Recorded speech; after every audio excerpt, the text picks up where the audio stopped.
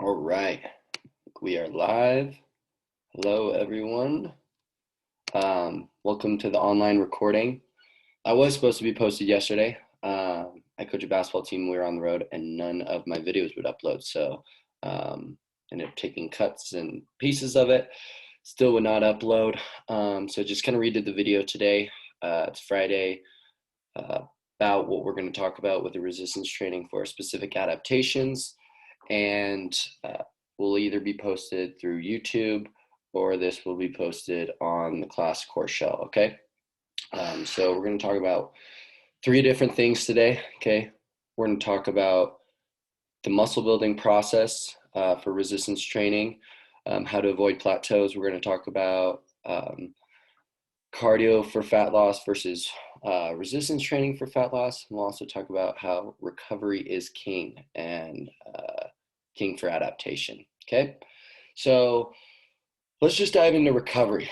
It's often very overlooked and not taken seriously enough through most training and programming that becomes available, especially from the tips of your fingers on an app or any kind of phone. Recovery is way too overlooked to begin with.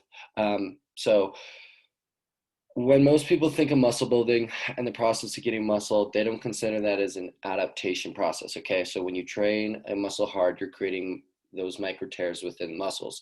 You damage them, and it's when you recover when you're that your muscles get stronger and grow.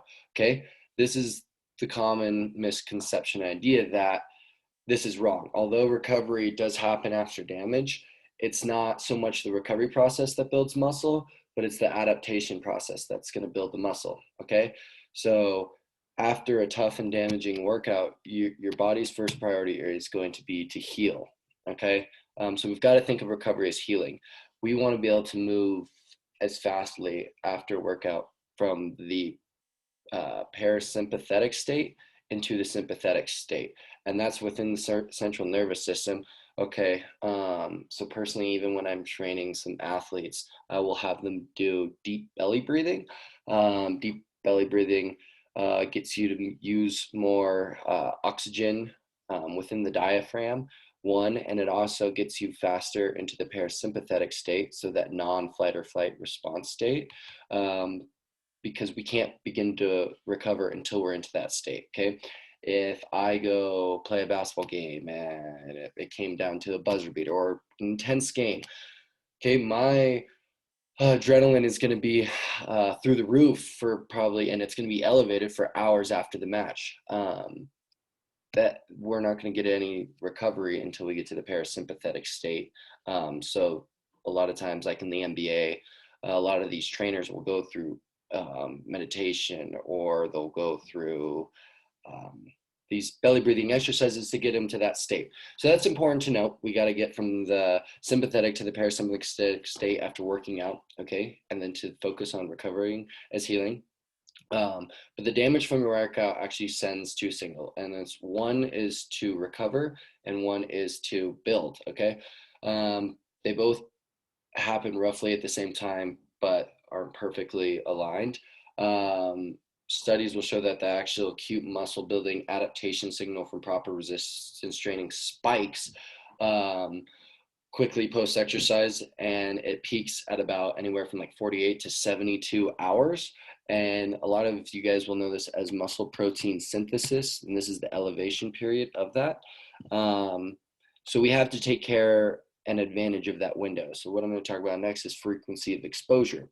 Okay, so the more trained you become, the more trained athlete, the shorter that window becomes, the shorter the muscle protein synthesis is elevated for. So it would make sense that if we've hit a muscle one day on Monday, if our muscle protein synthesis is elevated for, on average, 48 to 72 hours, or if that, muscle building adaptation signals spike for that long, we should take advantage of that time period to hit that muscle again, okay, to maximize the most out of our gains. All right. So like in other words, if you do a tough workout, you may be sore for, or do a big leg workout, all legs, no upper body, just all legs. You may be sore for 3 to 4 days after that, but the muscle building signal has already started to drop fast because you're past that 72 hours part, if you're going on to 4 days or something. And it even may already be flat if we're talking about that muscle building signal. So you are still recovering, but your muscles stopped building, and now you're heading in the opposite direction, which is not totally advantageous towards you and your training.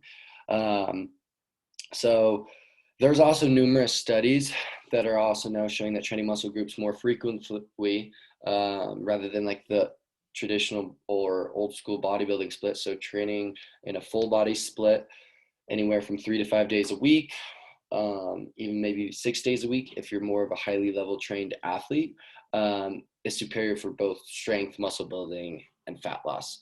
So recovery is king, and then we also got to remember frequency of exposure, okay? I'm gonna look at some of my notes here really quick. So kind of some of the things I wanted to sum up is, if we want long-term benefits, we're gonna have to utilize more rest, okay? Everyone wants something quick and fast, whether we're talking about building muscle or burning fat, which we're gonna get to in a second. But the goal is to do as little as possible to elicit the most change, okay? And this is the progressive overload principle I talked about with frequency of exposure, doing a little bit more to cause a little bit more damage to cause my body to adapt, okay? And that keyword is damage. The damage is not good. The adaptation signal from the body, that the signal that we're sending, the muscle building signal, is what is good, okay? That's what we want to send, all right? And so some detrimental health effects long-term can help from skipping recovery, okay? Hormones can get messed up. Your weight can fluctuate larger. And so, like I said, damage is a tool. We got to do the least amount to elicit the change. Creating too much to get change just is going to create more negative byproducts. And so if you're going to do compound multi-joint movements one day, think about adding some resistance bands the next day, doing a trigger session, doing that, and constantly doing that throughout the day. So it's small intensity, it's low weight, or there's very minimal weight, but you're getting full range of motion, okay? And if you're doing it throughout the day, like I'm talking 3 sets of 10 throughout the day for 3 times a day, morning, lunch, and afternoon, you're still maximizing that pump, or you're still maximizing building muscle during that muscle protein synthesis phase, but you're also in that recovery stage as well, okay? And you're not overdoing it, if, for example, okay? So that's that on recovery. Let's go on to fat loss. Okay, so I'm going to throw something out there that a lot of people may disregard right at the start when I say this, or will catch them by alarm. But I think when we're talking about long-term fat loss, we've got to look to the resistance training, strength training, weight training, whatever you want to term it as. We got to look that way rather than cardio, okay? So cardio will burn calories, okay? If we've got a certain calorie level where we're eating 1,800 calories a day, but we're burning 2,000 calories, sure, I'm gonna burn fat. It's one of the quickest and fastest ways to do it, but it's only gonna last for so long. So when you look at people who are like, oh, I wanna burn that last 15 pounds of skinny fat, or it's just I ran into a plateau, this is because the body, becomes king adaptation, okay? Our metabolism eventually slows down because it finds a way after many times. So you see a lot of people do like stair step or the treadmill for a while, okay? Your body becomes good at adapting to that. So if we are burning X amount of calories, we're going to adapt to that. So now we're going to slow our metabolism down, okay? So like when you first do cardiovascular activity, you're breathing hard, your muscles are burning, sometimes you're getting up to the lactate threshold, and it's difficult for a lot of people. That's why a lot of people don't like cardio, but it gets easier over time, right? So you get better at cardio. It gets really easy. This is our bodies adapting. And like I said, it's going to burn more calories than any form of exercise. There's not a doubt about that. And this is a good thing, like I said, in the short term. And there's also lots of other great things about cardiovascular health, decreasing your chances of a lot of diseases from a performance aspect. With any kind of sports or athletes, like you've got to incorporate cardio. There's no doubt about it. But when we're talking about for fat loss, okay, your body doesn't want to burn tons of calories, okay? Tons of like I said, tons of cardio eventually slows you down your metabolism. Um, so you may be saying, oh, well, I've done cardio before in the gym and immediately I've lost weight. I've seen that. Yeah, it's totally true. You lose weight at first, but then it all comes to a halt eventually, because your body has become more efficient, is literally holding onto body fat to make you better at storing calories, and it becomes better at burning less calories. Okay, our bodies are wired this way, and so this is when we have to transition and do a different form of exercise that does the exact opposite, and that's weight training. Okay, so when you lift weights, you send a signal as well, except this says let's get stronger. Okay, let's build that muscle. Okay, so your body prioritizes strength when you've sent that signal of muscle building over, prioritize strength over becoming efficient with calories. Okay, as those muscles strengthen and build, your metabolism then eventually speeds up, and this process continues over time. So as long as your workout programming is ideal, you'll continue to burn that, burn that fat, build that muscle. Okay, so that's what we've got to think about in that aspect. We want to build muscle, send that signal, and then worry about the fat burning later. Okay, like I said, cardio initially will burn that fat, but you're going to reach plateaus. Okay. And you're not going to carry as much. That's why a lot of cross country athletes or long distance running athletes don't carry a whole lot of muscle on them. They don't need to because of their type of activity. Nothing against them. I used to be a runner. I still run. Okay. But I also do a lot of heavy weight training within my circuit to maintain a lot of muscle mass as well. But that's just the nature of it. Okay. Shout out to the NU cross country team. They're killing it, I've heard. All right. Keep going forward, though. The last thing I want to talk about moving forward is building muscle, okay? And within programming. We're going to talk about this a little bit more later down the road in the semester when we talk about our macrocycles, our mesocycles, and how to create a well and adequate put together program. But the biggest thing I want to talk about is our rep ranges, okay? Our sets, our volume, and rest time within that. So when we look at it, we've got, everyone's heard of like the 1 to 5 rep range, okay? We've got 8 to 12 rep range, and then we've got 15 and more rep ranges, okay, for building muscle when we're doing resistance training. So that 1 to 5 rep range, I would argue, is where a lot of powerlifters stand, a lot of Olympic weightlifters, okay, guys competing in that aspect. All right, we're going for maximal strength there rather than the 8 to 12 reps. We're doing, you're going to see more bodybuilders there because we're building more muscle. We're having more hypertrophy gain through that. Okay. And then our 15 plus reps, that's going to be any of our endurance athletes. Okay. If you're doing like a race course, obstacle course racing, I don't know if anyone's heard of like OCR stars, but that's, you're going to be more in that range. Okay. With that 15 plus reps. That being said, they all do different things. Okay. So like I said, the 1 to 5 rep range, that's going to build maximal strength. That is a central nervous system adaptation. So that central nervous system is going to tell the muscle to contract, and we are going to generate lots of power for heavier weight and lower reps. So typically when we're in that 1 to 5 reps, we want to go heaviest on weight or heavier weight. That's why we do like 1 rep or 3 rep maxes. Okay. But then again, our rest times are going to be longer. We've got to allow the body to recover longer with this heavier density of weight. Okay. So that could be anywhere from like 2 to 3 minutes between our sets of the 1 to 5 reps. Okay. Moving forward, we have 8 to 12 reps. Okay.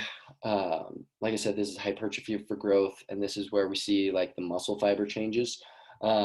This is just like the most scientifically researched best case for muscle growth overall. And When we stay in this range, we want to rest anywhere from, I would argue, 60 to 90 seconds is a good time period. Okay.